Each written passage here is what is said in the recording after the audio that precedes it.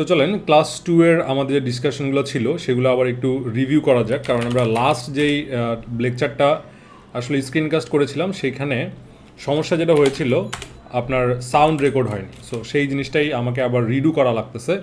তো আশা করি সবার জন্য আজকের ভিডিওটাও হেল্পফুল হবে, ক্লাসের মতো করেই আমি একটু ডেলিভার করার চেষ্টা করব। সো ক্লাসে আমি যেটা বলতেছিলাম যে আমরা প্রোগ্রামিং একটা ফাইল লিখি, main.cpp ফাইল যখন আমরা লিখি, এই main.cpp ফাইলটা কেন লিখি? main.cpp ফাইলের কাজ হলো আমাদেরকে কোনো প্রকারের ক্যালকুলেশন করে দাও, ক্যালকুলেশনস, তারপরে হচ্ছে অটোমেশনস, এইগুলো করে দেয়, বিভিন্ন ধরনের ডেটা প্রসেস করবো, এটা করে দেয়। সো প্রোগ্রামিং ল্যাঙ্গুয়েজের যে কোনো প্রোগ্রামিং ল্যাঙ্গুয়েজে আপনারা যান, মানে প্রোগ্রামিং ল্যাঙ্গুয়েজের মোট ভাবধারায়, মানে মোট যে ভাবধারা, সেই মোটা দাগের কথাটা বলতে গেলে প্রোগ্রামিং ল্যাঙ্গুয়েজের তিনটা ব্যাপার ঘটে। একটা হলো এরকম main.cpp ফাইল কোথায় ঢুকবে, আপনার কম্পিউটারের ধরেন সিপিইউ বা মাদারবোর্ড বা র্যাম, এইগুলোর ভিতরে আপনার কম্পিউটারের যে ফিজিক্যাল ড্রাইভ আছে, যেখানে আপনার সিপিইউ লোকেটেড আছে, সেইখানে ঢুকতে যাবে main.cpp ফাইলটা। যখন আপনি রান বাটনে ক্লিক করবেন, এক নম্বর স্টপ হলো রান বাটনে ক্লিক করবেন, দুই নম্বর হলো এ হচ্ছে যে এই র্যাম সিপিইউ এগুলো তখন থেকে ইউজ করা শুরু করবে বা ওইটার ভিতরে ঢুকে যাবে এই ফাইলটা। তারপরে লাস্ট স্টেপে যেটা হয়, এই ফাইলটা এখান থেকে বিভিন্ন প্রকার আউটপুট দিবে আপনাকে। main.cpp ফাইলের মধ্যে যেমন আমরা সি আউট করছিলাম, সি আউট লিখে এরকম করছিলাম, বিভিন্ন ধরনের সেন্টেন্স এটা করছিলাম। এটা মানে হচ্ছে যে সি আউট মানে হচ্ছে এই প্রোগ্রাম ফাইলটা যখন এর মধ্যে ঢুকবে, সিপিইউ বা র্যাম ইউজ করবে, করে এটা আউটপুট টার্মিনাল, আমরা যখন আউটপুট হিসেবে টার্মিনালে দেখতে পাচ্তেছিলাম, টার্মিনালে তখন এই হীরা ওয়ার্ডটা আপনার এইখানে টার্মিনালে সে প্রিন্ট করতেছিল।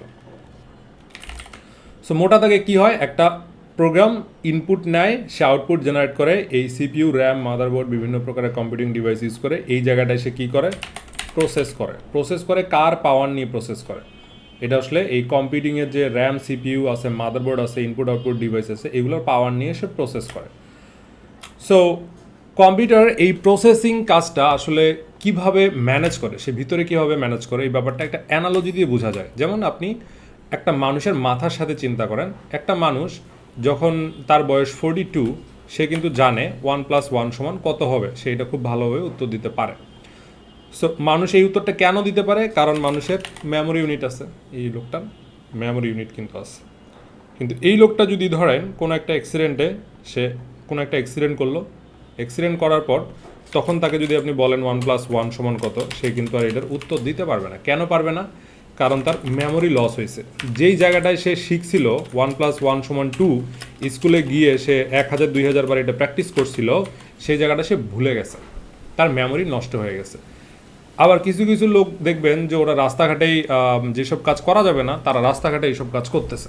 পাগল যারা, তারা প্রসেস করতে পারে না, তাদের আবার কি নষ্ট হয়, লজিক্যাল ব্লক নষ্ট, লজিক্যাল জিনিসপাতি নষ্ট। তো মানুষের মধ্যে যেমন লজিক্যাল জিনিসপাতি থাকে, মেমোরি থাকে, এই কম্পিউটারের মধ্যেও কিন্তু সেরকম লজিক্যাল জিনিসপাতি এবং মেমোরিজ থাকে। কম্পিউটারের মেইন তিনটা যে উপাদান আছে, এটা হলো মেমোরি,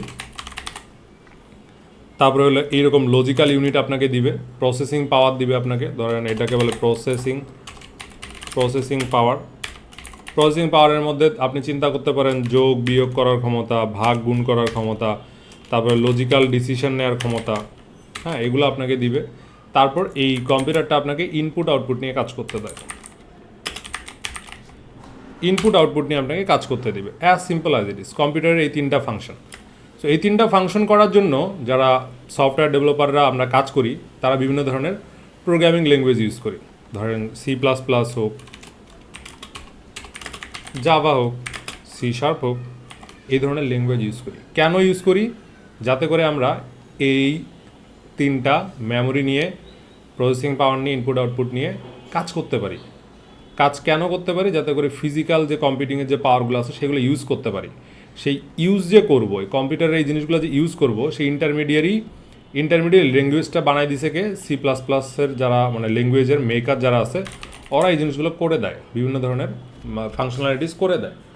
ধরেন আমি কোডে যদি আমি যাই replit.com-এ, replit.com আমি C++ করলাম,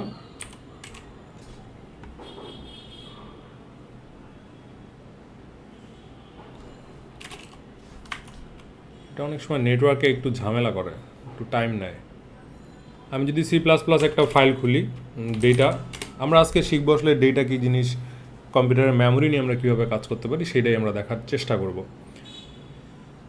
নাও দেখেন যে এই যে কোডটা আমরা লিখলাম, আমরা বললাম যে সি আউট, এসটিডি কী জিনিস এটা আমরা আপাতত ভুলে যাই।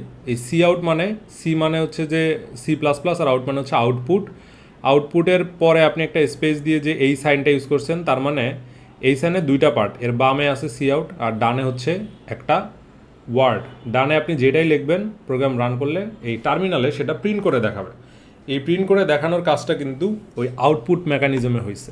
তো আমরা প্রোগ্রামিংয়ে তিনটা কাজ করব না, একটা ইনপুট নিলাম, আউটপুট নিলাম, এটাকে প্রসেস করব, আর সেটাকে প্রসেস করার পর যে মানে যেই জায়গাটায় আমাদের আউটপুট দেখানো দরকার সেই জায়গাটা আমরা আউটপুট দেখাবো।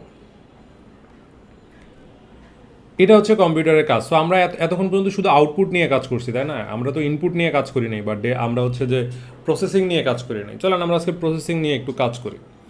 সো এই এসটিডি বারবার এইভাবে আপনি চাইলে, ভালো একটা কথা, এইখানে আপনি চাইলে কিন্তু সি আউটটাকে আপনি বারবার লিখতে পারেন, সি আউটটাকে বারবার লিখতে পারেন, কোনো সমস্যা নেই। স্ল্যাশ এন মানে হচ্ছে নিউ লাইন, মানে একটা এন্টার দিয়ে আউটপুটটা প্রিন্ট করবে।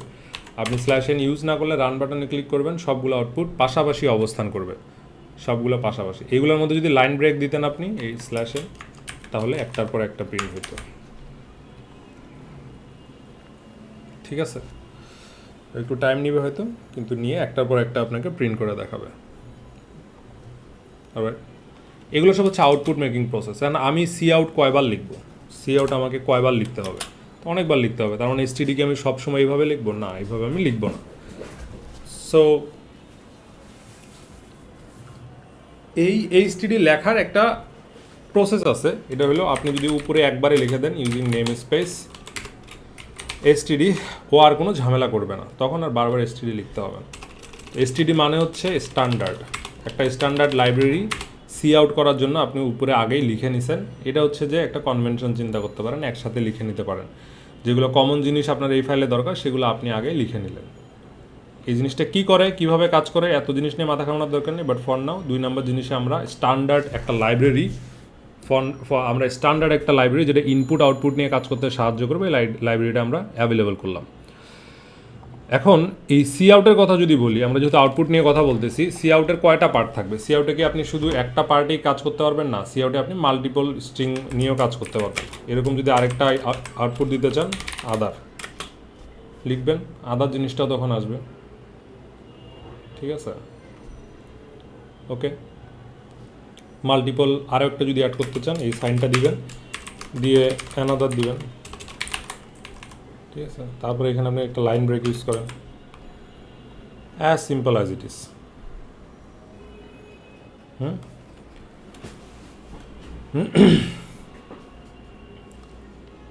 তো নাও আমি যেটা বলবো যে এই যে আউটপুটটা দেখাইলেন আপনাদের, এই আউটপুটটাকে আমি মুছে দিব।